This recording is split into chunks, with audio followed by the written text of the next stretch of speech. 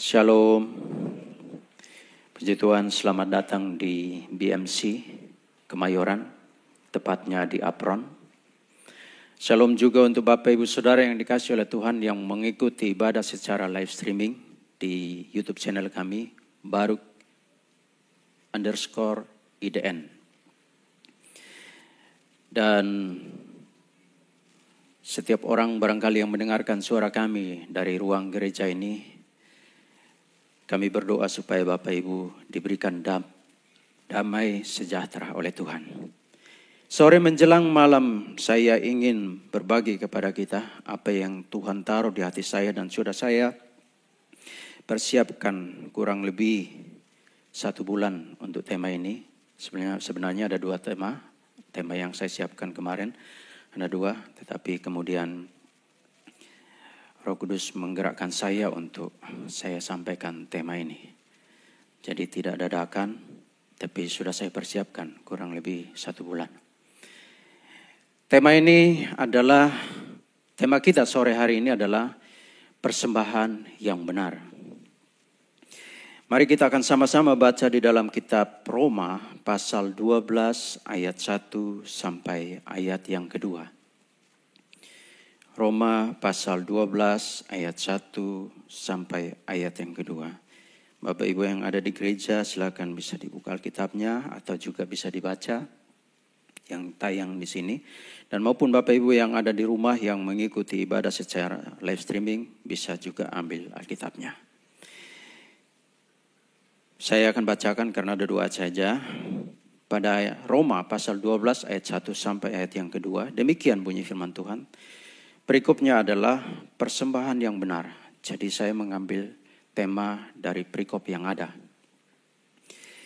Karena itu saudara-saudara, demi kemurahan Allah, aku menasehatkan kamu supaya kamu mempersembahkan tubuhmu sebagai persembahan yang hidup, yang kudus dan yang berkenan kepada Allah. Itu adalah ibadahmu yang sejati. Ayat kedua, janganlah kamu menjadi serupa dengan dunia ini, tetapi berubah oleh pembaharuan budimu, sehingga kamu dapat membedakan manakah kehendak Allah,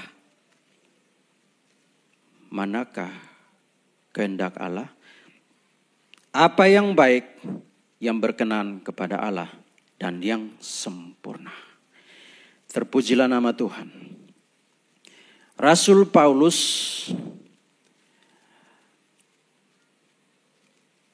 menuliskan di kalimat awal dengan nasihat khusus. Dengan kalimat diawali, karena itu saudara-saudara. Kalimat ini muncul ketika Rasul Paulus ingin menyampaikan sebuah pesan yang penting kepada umat Tuhan. Maka itu Paulus dalam penulisan di Roma pasal 12 ayat 1 dikatakan di sana, karena itu saudara-saudara, demi kemurahan Allah, aku menasehatkan kamu supaya kamu parastesai, supaya kamu mempersembahkan, supaya kamu menyajikan, supaya kamu membuktikan ta somata, tubuhmu. Ada kata ta di sana. Kalau di dalam terjemahan bahasa Indonesia kata ini tidak diterjemahkan. Tapi dalam bahasa Yunani, catatan aslinya ada kata ta. Jadi sebenarnya pesan Rasul Paulus adalah parastesai, mempersembahkan, menyajikan, membuktikan dan pastikan, ya, kata ta itu, pastikan bahwa tubuhmu itu dipersembahkan sebagai persembahan yang hidup, yang kudus, yang berkenan kepada Allah. Itu pesannya. Itu pesannya. Kepada siapa? kepada orang percaya. Kepada umat Tuhan, kepada mereka yang percaya kepada Yesus. Ya. Rasul Paulus memulai dengan kata saudara-saudara. Sebuah ungkapan keakraban. Rasul Paulus menganggap setiap orang yang percaya kepada Yesus adalah saudara. Maka dia menyampaikan pesan itu, saudara-saudara. Aku menasihatkan kamu. Supaya kamu parastesai.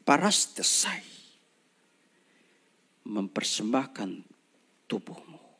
Menyajikan. Membuktikan. Pastikan somata.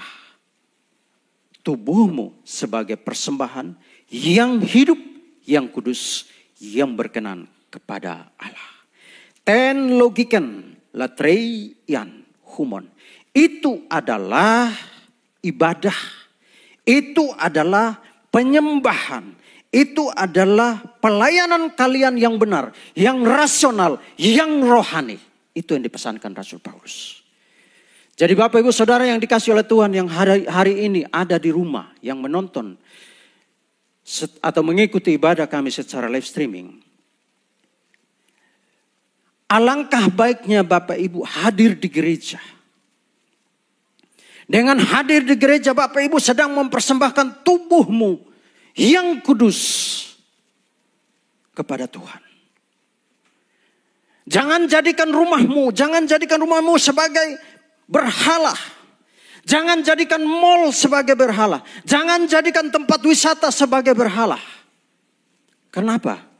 Karena di dalam kitab Kejadian, ketika Tuhan menciptakan hari pertama, hari kedua, hari ketiga, hari keempat, hari kelima, hari keenam, hari ketujuh. Tuhan melihat semua baik. Tetapi di hari yang ketujuh, Tuhan khususkan hari itu menjadi hari yang kudus. Disitulah dia mulai bersyukur bahwa apa yang diciptakan itu baik adanya. Makanya bagi kita umat percaya, hari Senin sampai hari Sabtu, waktunya kita mengabdi kepada pekerjaan kita. Waktunya kita mengabdi kepada usaha kita. Waktunya kita mencari nafkah untuk rumah tangga kita. Untuk istri, untuk anak-anak, untuk keluarga. Hari yang ketujuh tidak boleh pergi ke mall. Gereja cuma 2 jam. Ibadah cuma 2 jam. Tetapi tidak dimanfaatkan dengan baik untuk datang ke sini. Ke gereja. Rasul Paulus pesan. Rasul Paulus pesan kepada kita. Karena itu saudara-saudara, demi kemurahan Allah aku menasihatkan kamu supaya kamu parastesai. Supaya kamu mempersembahkan, menyajikan, membuktikan tasomata. Pastikan bahwa tubuhmu itu dipersembahkan kepada Tuhan sebagai persembahan yang hidup, yang kudus dan yang berkenan kepada Allah. Ada kata hidup di sana, tubuhmu sebagai persembahan yang hidup. Kalau zaman perjanjian lama, persembahan itu ternak. Ternak itu dibawa ke imam. Imam menyediakan mezbah. Mezbah itu dikhususkan, disucikan, dikuduskan hanya untuk persembahan ternak. Setelah itu ternak itu dipotong. Darahnya ditaruh di atas mezbah. Semua bagian dari ternak itu ditaruh di atas mezbah. Kemudian dibakar. Itulah persembahan zaman perjanjian lama. Ternak mati. Tetapi bagi kita hari ini, setelah perjanjian baru, pesannya adalah persembahkan tubuhmu yang hidup, yang kudus. Bawa ke gereja tubuhmu yang hidup itu.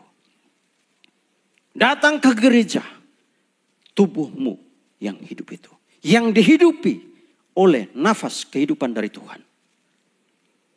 Jadi Paulus menegaskan kepada kita. Untuk Bapak Ibu Saudara yang dikasihi oleh Tuhan. Dimanapun Anda berada, Bapak Ibu yang menonton secara live streaming.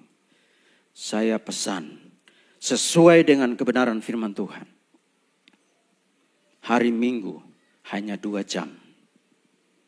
untuk berada di gereja. Setelah 2 jam itu adalah waktumu untuk pergi ke mall, untuk pergi ke tempat wisata. Tetapi jika hari Minggu dari pagi sampai malam ada di mall, ada di tempat wisata, Anda sedang memberhalakan mall itu, memberhalakan tempat wisata itu, sehingga Tuhan tidak berkenan kepadamu. Sehingga Tuhan tidak berkenan atas rumah tanggamu. Sehingga Tuhan tidak berkenan atas usahamu. Tuhan tidak berkenan atas pekerjaanmu. Jadi mari setiap minggu hadirlah di gereja. Paulus berkata dalam suratnya, kata pesan-pesan tadi ini, saudara-saudaraku, Bapak Ibu bisa membaca di dalam 1 Korintus 1 ayat 10, 2 Korintus 10 ayat 1, Efesus 4 ayat 1 dan lain-lain. Di sana dipesankan, Paulus selalu mengungkapkan dengan saudara-saudara.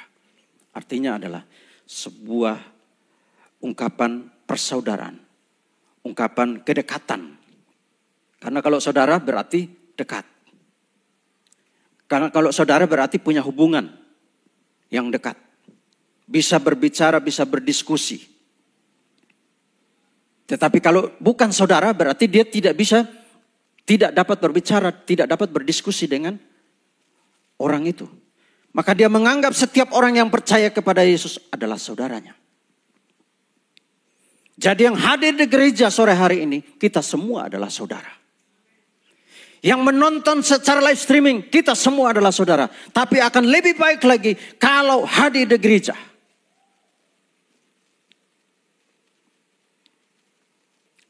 Akan lebih baik lagi kalau hadir di gereja. Rasul Paulus katakan dalam suratnya ini mengatakan, persembahkanlah, artinya sebagai seorang yang beriman kepada Yesus harus menyerahkan total seluruh kehidupannya. Pikirannya, perkataannya, perbuatannya, pokoknya semuanya harus benar-benar diserahkan kepada Tuhan. Ya. Dan harus dipersembahkan kepada Tuhan. Melalui apa? Melalui ibadah di gereja, melalui komsel, ya, melalui ibadah kaum wanita, melalui ibadah kaum pria, melalui ibadah kaum pemuda remaja, melalui sekolah minggu. Itulah yang dimaksud oleh Paulus. Itulah yang dimaksud oleh Paulus. Ya. Jadi kebersamaan di gereja itu jauh lebih baik. Ya. Mungkin ada orang yang berkata kepada saya, ya saya di rumah juga mengikuti ibadah. Ya enggak apa-apa mengikuti ibadah di rumah. Tapi lama-lama Anda enggak punya teman. Lama-lama Bapak Ibu enggak punya saudara. Kenapa? Karena hanya di rumah, hanya melihat muka suami, muka istri, muka anak-anak. Jadi hanya itu, gak punya lagi saudara lain. Maka hadir di gereja kita akan punya saudara yang lain. Yang tidak sedara dengan kita. Yang tidak sesuku dengan kita. Yang mungkin kadang-kadang tidak sepemikiran dengan kita. Yang mungkin kadang-kadang tidak sejalan dengan kita.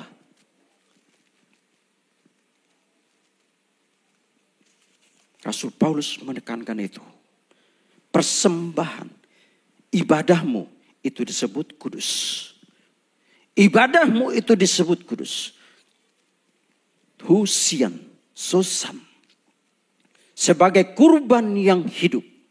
Hagian. Euareston toteo. Kata hagian ini kayak bahasa Batak ya. Ya. Yang kudus. Yang menyenangkan bagi Allah.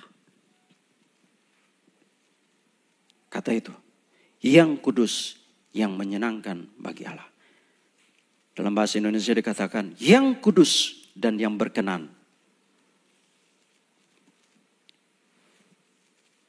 Jadi hadir di gereja untuk mempersembahkan tubuh kita yang kita hidupi ini dengan nafas kehidupan yang diberikan oleh Tuhan sebagai persembahan yang hidup. Tadi saya katakan, persembahan pada zaman perjanjian lama, persembahan itu mati.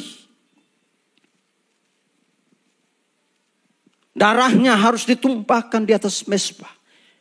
Bagian-bagian tubuh dari ternak yang dipersembahkan itu ditaruh di atas mezbah, dibakar. sampai dimakan habis oleh api. Nah, hari ini pesannya adalah persembahkan tubuhmu sebagai persembahan yang hidup. Kenapa? Karena kita hidup. Karena kita hidup. Makna dari kata kudus, kadas dalam bahasa Ibrani, berarti berpisah, menjadi kudus, menguduskan diri, menyatakan kudus. Ya. Jadi kalau sederhananya berarti menyatakan tindakan pemisahan. Bapak Ibu Saudara yang dikasihi oleh Tuhan, ketika kita hadir di gereja membawa tubuh kita yang kita hidupi ini, kita sedang memisahkan kehidupan kita ini menjadi kehidupan yang kudus di hadapan Tuhan. Dari apa? Dari pengaruh dunia yang negatif. Contoh begini. Ini contoh. Contoh ini tidak akan bisa menyamai kebenaran firman Tuhan, tapi minimal bisa membuat kita, membantu kita untuk memahami.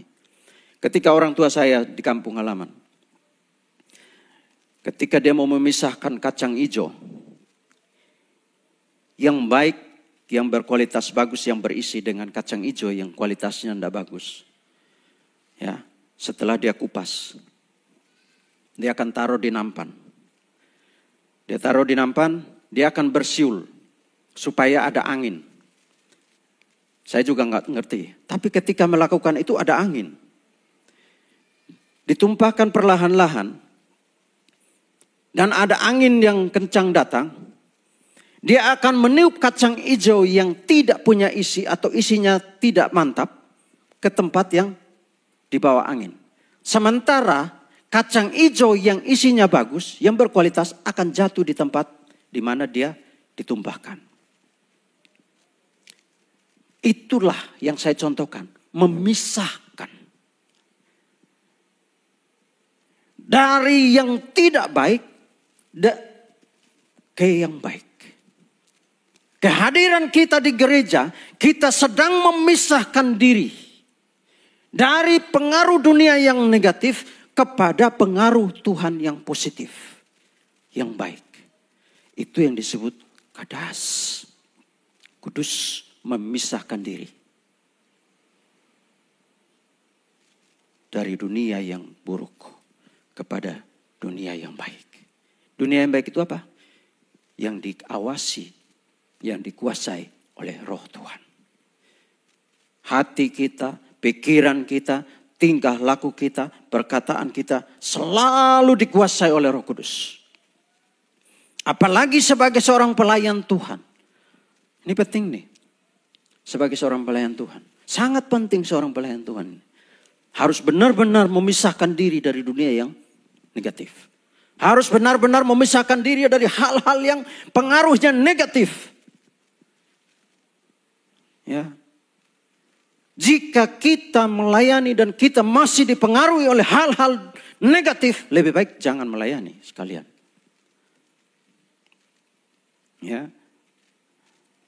Makanya di dalam Kejadian, saya baca Kejadian pasal 2 ayat 2 sampai ke 3 dikatakan di sana. Saya baca ya. Jadi saya sebutkan Kejadian 2 ayat 2 sampai 3. Katakan di sana.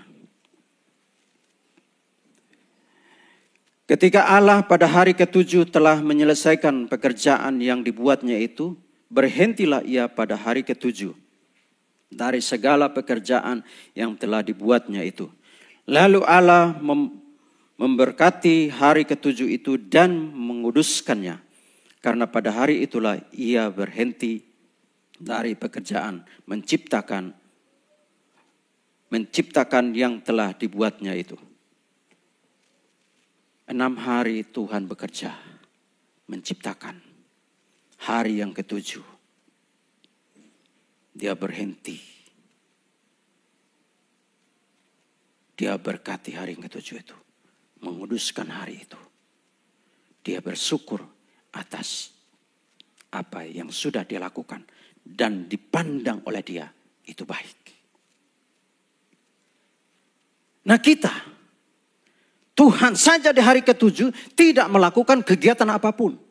Manusia harusnya di hari yang ke-7 menyediakan waktunya untuk beribadah.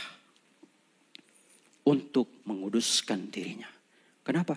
Karena mungkin saja hari Senin sampai hari Sabtu dia telah berlaku berdosa di hadapan Tuhan. Saya juga pesan kepada para pengusaha. Jika engkau pengusaha yang menonton atau mengikuti ibadah secara live streaming, saya pesan. Hari Minggu jika karyawanmu orang Kristen, hentikan dia bekerja dan suruh dia untuk beribadah. Tetapi kalau engkau masih ngotot untuk mempekerjakan karyawanmu yang Kristen, percayalah, Tuhan tidak berkenan atas dirimu. Ya. Dengan demikian diungkapkan bahwa tubuh atau hidup kita ini sebagai orang percaya bukan lagi milik kita, tetapi miliknya Tuhan. Seutuhnya, sepenuhnya milik Tuhan. Miliknya dia. Dia mengendalikan seluruh kehidupan kita. Dia punya otoritas, dia punya kuasa atas hidup manusia. Ya. Jadi setiap manusia yang tidak mau lagi peduli terhadap Tuhan, tidak mau lagi peduli terhadap kekudusan hidupnya di hadapan Tuhan, percayalah. Ketika tiba waktunya, Bapak Ibu Saudara yang dikasih oleh Tuhan,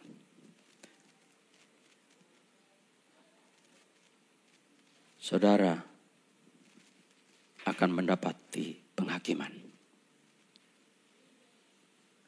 Saudara akan mendapati penghakiman. Maka orang beriman mempersembahkan tubuhnya kepada Allah. Hal itu bahwa seluruh kehidupan mereka dikuduskan untuk Tuhan. Untuk selanjutnya mereka harus minta kepadanya apa yang diinginkannya. Apa yang diinginkannya. Dengan demikian kata hagios, kudus berarti itu suci. Atau kekudusan atau kesucian. Harus melekat erat pada kehidupan keluarga. Ya, kekudusan ini juga harus melekat pada kehidupan keluarga. Kekudusan ini harus melekat kepada kehidupan suami dan istri. Ya, kekudusan ini harus melekat dalam kehidupan keluarga. Harus melekat kepada kehidupan suami dan istri. Dan anak-anak. Kehidupan rumah tangga harus berusaha untuk terus hidup sesuai dengan kebenaran firman Tuhan. Sehingga rumah tangga itu dikuduskan oleh kebenaran firman Tuhan. Ya. Sehingga rumah tangga itu dikuduskan oleh kebenaran firman Tuhan. Sore menjelang malam ini, Paulus dan firman Tuhan menegaskan kepada kita semua. Berpesan kepada kita semua. Hiduplah kudus di hadapan Tuhan. Hiduplah kudus di dalam kebenaran firman Tuhan. Roma 12 ayat 2 dikatakan di sana. Roma 12 ayat 2. Janganlah kamu menjadi serupa dengan dunia ini. Tetapi berubahlah oleh pembaharuan budimu. Sehingga kamu dapat membedakan kehendak Allah. Apa yang baik. Yang berkenan kepada Allah. Dan yang sempurna.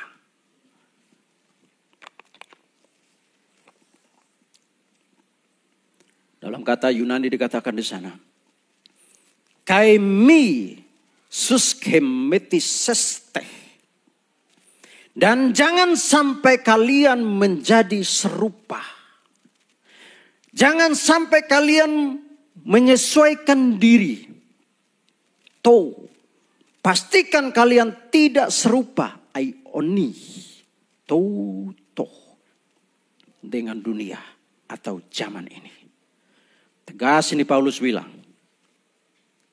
Jangan sampai kalian menjadi serupa. Atau menyesuaikan diri. Tapi pastikan kalian tidak serupa. Pastikan kalian tidak menyesuaikan diri. Ya, dengan apa? Dengan dunia ini. Dengan zaman ini. Namun sebaliknya. Ya, Namun sebaliknya, kalian harus mengubah diri. Kalian harus melakukan pembaharuan. Harus melakukan pengubahan. Perubahan terhadap hatimu. Perubahan terhadap kehidupanmu. Harus berubah terhadap kehidupanmu. Sehingga pada akhirnya Paulus menuliskan kai teleion dan menjadi sempurna. Jika semua itu bisa dijalankan dengan baik, pesan Paulus di akhir kalimat. Jika semua itu dijalankan dengan baik, tidak berpengaruh terhadap dunia, tidak menjadi serupa dengan dunia ini, tidak menyesuaikan diri dengan dunia ini, maka pada akhirnya kalian akan menjadi sempurna. Demikian juga rumah tangga. Pesan di awal tadi.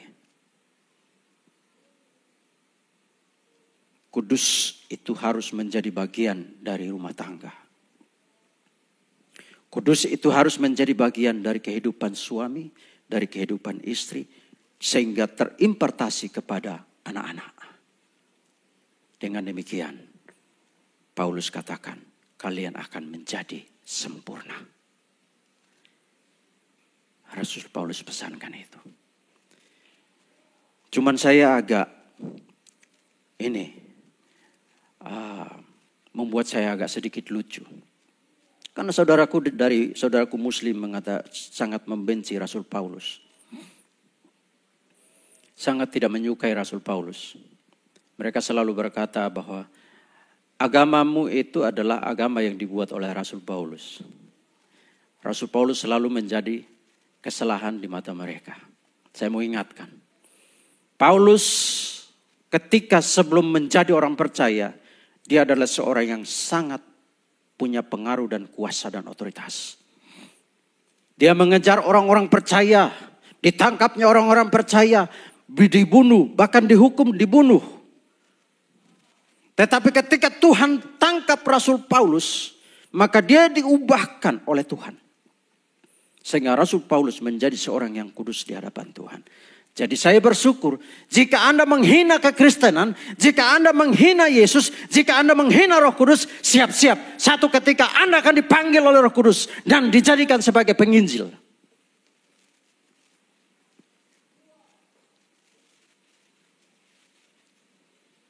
Satu ketika Anda akan ditangkap oleh Roh Kudus. Jadi kalau nggak mau ditangkap Roh Kudus, jangan hina Roh Kudus, jangan hina Yesus. Atau jangan hina kekristenan.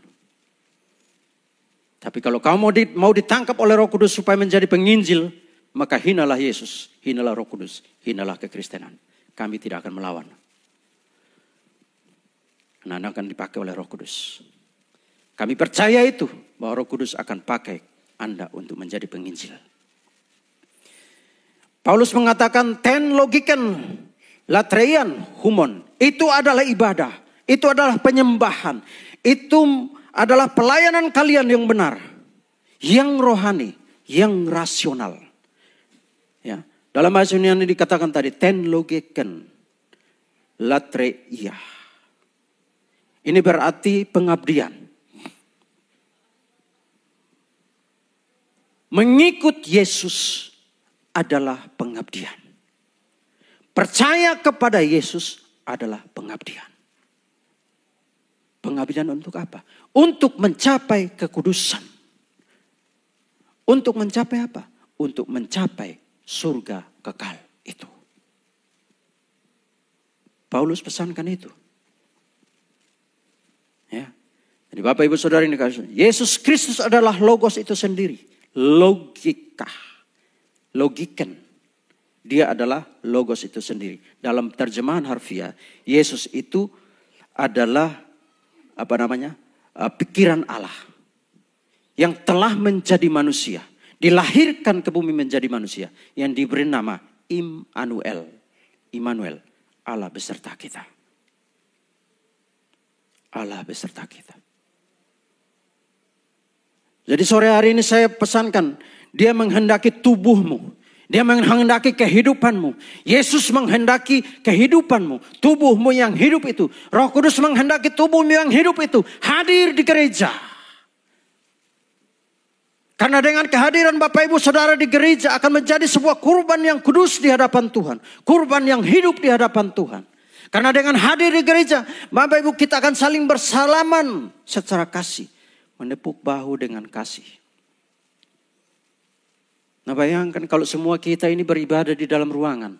Masing-masing di kamar A, di kamar B, kamar C. Entah di apartemen apa B, B, C. Nggak pernah ketemu, bayangkan. Keluar-keluar muka kayak TV. Kenapa? Karena nggak punya teman. Nggak punya kawan, nggak punya saudara. Jadi hari Minggu waktunya beribadah. Hari Minggu waktunya berfellowship bersama-sama. Antara satu sama dengan yang lain. Di mana tentunya? Tentunya di gereja. Fellowship berikutnya adalah ibadah komsel. Fellowship berikutnya adalah ibadah kaum pria. Ibadah kaum wanita. Ibadah pemuda remaja. Ibadah sekolah minggu. Sebagai orang tua kita harus menjadi contoh kepada anak-anak kita. Kita harus hadir ke gereja. Kita harus datang ke gereja. Sehingga anak-anak itu cinta akan gereja. Cinta akan Tuhan. Saya sangat bersyukur saya punya anak laki. Setiap kali libur, dia selalu pengen tidur di pastori. Dan saya tanya kepada dia, kamu kalau tidur di pastori itu ngapain? Apa karena ada temanmu di sana? Atau ada yang lain? Yang pertama dia jawab, karena pertama saya punya teman di sana. Yang kedua, saya bisa bantu-bantu yang di gereja. Ngangkatin kursi, pindahin, disusun. Sesudah itu sapu, bantu ngepel. Padahal baru aja lulus SD dan masuk SMP. Dan yang ketiga, karena di pastori selalu bangun jam 4 pagi untuk doa dan baca Alkitab. Padahal di rumah selalu juga bangun pagi, doa dan baca Alkitab. Tapi dia lebih tertarik untuk nginap di gereja selama liburnya dia. Dan bukan baru kali ini. Setiap tahun dia libur, dia selalu pergi ke gereja. Di pastori. Itu membuat hati saya, oh Tuhan, saya berterima kasih saya punya anak. Bukan karena saya. Bukan karena siapa-siapa. Tapi karena kita menjadi panutan bagi anak-anak kita. Kita menjadi contoh. Kita menjadi blueprintnya bagi anak-anak kita. Nah kalau kehidupan kita setiap minggu kita ada di mall, ada di tempat wisata. Bagaimana dengan anak-anak kita? Hari Minggu dia juga akan ada di mall. Hari Minggu dia juga akan ada di tempat wisata. Ya kalau masih anak-anak mungkin masih sama-sama orang tuanya. Nanti kalau dia sudah dewasa bisa jalan sendiri. Ya dia pergi sendiri semau-maunya dia. Karepe dewe. Jadi kita orang tua menjadi contoh. Kalau orang tua sering datang ke gereja beribadah, anaknya pasti datang beribadah ke gereja. Kalau orang tua sering ikut komsel, anaknya pasti ikut komsel. Kalau orang tua sering ikut ibadah kaum pria, maka anaknya yang laki pasti akan menjadi contoh ayahnya. Untuk ketika dia dewasa, dia beribadah di kaum pria. Kalau ibunya sering ikut kaum wanita, maka anaknya yang wanita ketika dewasa, dia akan ikut ibadah kaum wanita. Nah itu. Makanya itu. Mari Bapak Ibu Saudara yang dikasihi oleh Tuhan. Perkumpulan dalam ibadah di gereja, komsel, youth atau remaja ini menuntut pengabdian secara penuh. Itulah makanya kata-kata yang sempurna Sama dikatakan di dalam kitab Markus 12 ayat 30 sampai 31 di sana katakan. Kasihilah Tuhan Allahmu dengan segenap hatimu dan dengan segenap jiwamu. Kasihilah sesamamu manusia seperti dirimu sendiri. Bagaimana kita mau mengasihi sesama kita seperti diri kita sendiri. Sedangkan kita hanya ada di dalam tempat kamar kita untuk mengikuti ibadah. Tidak ada. Apa yang bisa kita tuangkan itu? Yang paling benar adalah datang ke gereja menunjukkan kasihmu kepada sesamamu. Yang paling benar adalah datang ibadah kaum pria. Disitulah kau bisa menunjukkan kasihmu kepada sesamamu kaum pria. Yang paling tepat adalah engkau datang beribadah di kaum wanita. Disitulah engkau bisa menunjukkan kasihmu kepada sesamamu ibu-ibu. Ya, kita tidak bisa bilang saya tinggal di dalam ruangan, saya hanya beribadah lewat nonton secara live streaming saja, maka saya sudah menunjukkan kasih saya kepada orang lain. Nah ada itu. Kita nggak bisa mempraktekkan itu. Prakteknya nggak nyata. Yang paling nyata adalah itu. Perkataan sempurna ini menentukan arti yang baik dan juga arti yang berkenan. Ya. Di dalam 2 Korintus 6 ayat 14 dikatakan sana. Janganlah kamu merupakan pasangan yang tidak seimbang dengan orang yang tak percaya. Sebab persamaan apakah terdapat antara kebenaran dan kedurhakaan? Atau bagaimanakah terang bisa bersatu dengan gelap? Ini saya pesan ke anak-anak muda yang sedang mengikuti ibadah live streaming. Jika engkau punya kekasih yang tidak seiman, belum membuat komitmen untuk percaya kepada Yesus, sebaiknya berteman dulu. Sampai dia buat komitmen untuk beriman kepada Yesus, barulah maju lebih jauh. Karena apa? Jangan ada satu pemuda, saya nggak usah sebut gerejanya. Ya telepon saya, Pak, saya punya kekasih tidak seiman dengan saya. Tetapi dia sudah ngotot kami untuk menikah. Saya bilang sama dia, jangan coba-coba untuk menjadi misionaris rumah tangga. Karena ketika sudah menjadi rumah tangga, engkau tidak akan sanggup mengendalikan salah satu di antaramu. Tapi kemudian datang kepada hamba Tuhan yang lain. Saya tidak usah sebut hamba Tuhannya. Kemudian hamba Tuhan itu bilang begini. Tidak apa-apa, yang penting dia sudah menikah saja dulu. Dia yang sana. Nanti sesudah itu baru bawa dia ke gereja. Apa yang terjadi?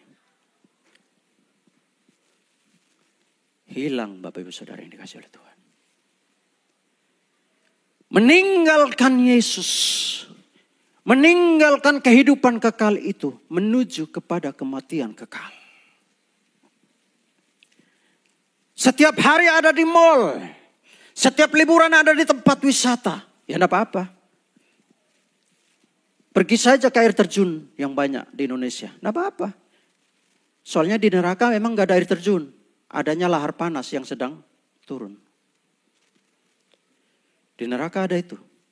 Bukan air terjun, tapi lahar terjun. Lahar panas. Yang menyala-nyala. Jadi pastikan baik-baik bahwa gineste heterosontes. Jangan kalian menjadi pasangan yang memakai hukum yang berbeda dengan hukum Alkitab. Jangan pakai itu. Sebab metakhe, keikutsertaan atau persekutuan, ya, di luar itu, di luar kebenaran, Anda akan memperoleh kematian kekal.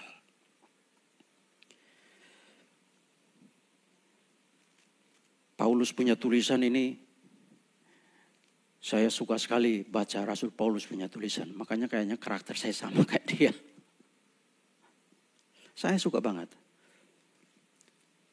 Saya mau memberi kesaksian. Dulu ketika saya selesai SMA. SMA saya di Timor Leste. Kemudian dalam sebuah eksiden saya kemudian tiba di Jakarta tahun 97. Dan saya bekerja. Dan seseorang, dia taruhlah saya menjaga villa di Jonggol. Kalau Bapak Ibu pernah pergi ke Jonggol, di sana nggak ada mall. Adanya hutan. Villa luasnya 2 hektar di tengah hutan. Jadi kalau malam semua menyala. 1 orang saya sendiri di villa itu. Bayangkan. Lalu saya berpikir, Tuhan, saya jauh-jauh dari desa. Ya, datang ke kota besar Jakarta, tapi ditempatkan pula di desa. Tapi ternyata itulah cara Tuhan memproses saya. 97, 98 dan seterusnya saya diproses Tuhan sedemikian rupa. 2003 saya dipanggil oleh seorang teman saya. Ayo kita kuliah yuk. Saya bilang sama dia, kuliah? Siapa yang bayar? Terus ditanya, kamu mau kuliah enggak? Pertanyaan saya satu, siapa yang bayar tuh biaya kuliah? Sedang kita kerja di sini kulih, gaji kita enggak seberapa. Ayo kalau kamu mau kuliah, ayo. Ajaklah saya pergi. Ternyata sekolah Alkitab. Tapi puji Tuhan. Di sekolah Alkitab itu saya ditaruh di asrama. Di situ saya digembleng. Karakter saya diubahkan. Yang tadinya karakter yang keras. Saya masuk Timor Leste umur 8 tahun. Tahun 1985. Timor Leste masih perang. Tentara Republik Indonesia waktu itu perang di Timor Leste pakai angkatan udara.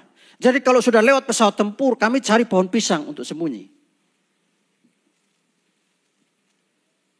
Jadi kalau dia lewat udah, tinggal mau dengar meledak di mana. Jadi tahu betul saya peperangan itu. Walaupun tidak sehebat peperangan sesungguhnya di Timur Tengah. Tapi saya tahu. Di sana saya dididik karakter saya. Tapi kemudian saya masuk sekolah Alkitab. Saya dididik karakter saya sedemikian rupa. Begitu selesai sekolah Alkitab tahun 2004. Gempa Aceh, tsunami. Saya dipanggil oleh yayasan, salah satu yayasan di Denpasar. Diutuslah ke Aceh. 3 minggu. Saya kembali ke Denpasar. Sekolah radio. Terjadilah gempa di Pulau Nias. Berapa bulan kemudian. Saya diutus ke Pulau Nias. 2 tahun saya di Pulau Nias. Di situ saya dididik, dibina. Dan kemudian saya kembali ke Jakarta. Dan masuk di Yayasan Bargo Indonesia. Di situ pun saya dididik. Dan hari ini saya boleh berdiri di sini. Proses yang cukup panjang. Puluhan tahun. Sakit. Menderita. Tetapi proses itu membuahkan hasil. Hasilnya adalah ketika anak-anak saya.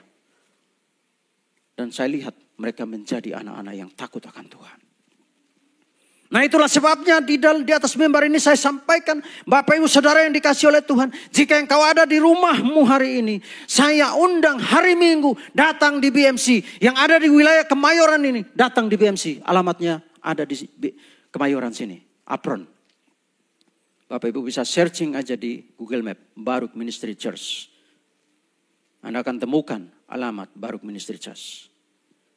Di situ juga tertera nomor handphone. Bisa telepon. Bisa WA.